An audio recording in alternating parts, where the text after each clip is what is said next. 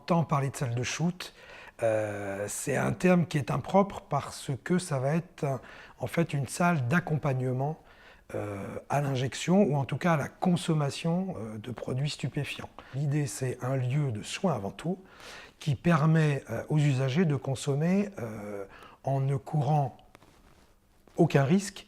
Risque infectieux, risque d'overdose, risque à la fois de mortalité, mais risque aussi d'infection ou de maladies graves, type sida, hépatite, auxquelles ils sont confrontés de façon massive depuis plus d'une vingtaine d'années. Alors il y a un peu plus de 80 salles dans le monde, hein, en Europe mais ailleurs également, qui fonctionnent très bien. Elles donnent des résultats en termes de diminution d'infections, en particulier une des infections qui touche de façon assez dramatique les usagers de drogue aujourd'hui, c'est l'épidémie d'hépatite C, qui est une maladie grave puisqu'elle mène à une chronicité, une maladie hépatique, voire des cancers du foie. 60% de ces personnes sont touchées par l'hépatite C, ce qui est un chiffre extrêmement dramatique.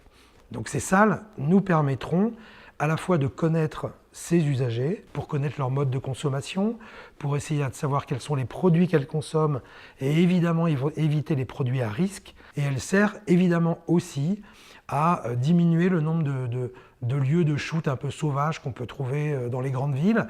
Donc à Paris, il y a effectivement un projet, on participe à la réflexion autour de ce projet, et puis on espère ouvrir un projet tel que celui-là, sur Marseille en particulier, donc en négociation évidemment avec la mairie de Marseille. En France, il y a une loi, qui est la loi de 1970, qui oblige l'ensemble des structures de soins aux toxicomanes à l'anonymat. Donc les usagers peuvent, s'ils le souhaitent, nous donner leur nom, leur prénom, ce qui est indispensable parfois pour faire des papiers, les aider dans leur démarche sociale, médicale, etc.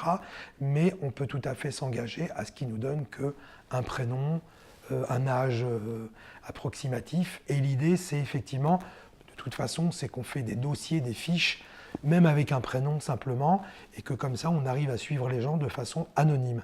Alors évidemment, ensuite, si la police veut rentrer dans un centre de soins, c'est comme dans tous les centres de soins, c'est comme dans tous les hôpitaux, elle a évidemment le droit d'y rentrer, elle a le droit de demander des renseignements, mais nous ne pourrons donner que des informations anonymisées, puisque nos dossiers seront anonymisés.